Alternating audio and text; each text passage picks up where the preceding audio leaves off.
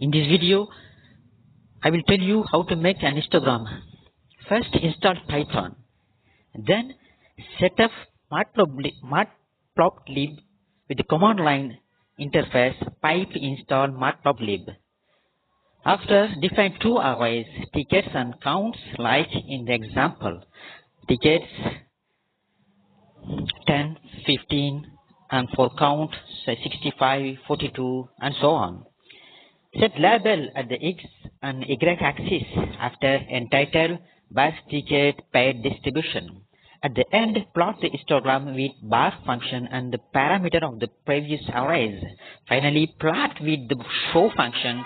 You will have a nice histogram, and we can calculate more the price grow, less we have a travel.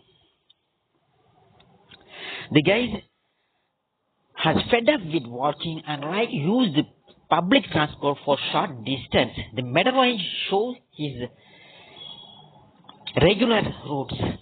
Then the last range are avoided for its long distance. That's all. Please give me comment if you face any issue. I will be glad to help you. Thank you guys for watching. Don't forget to subscribe to the channel and enable the notification bell so you will not miss every new update video. Bye bye.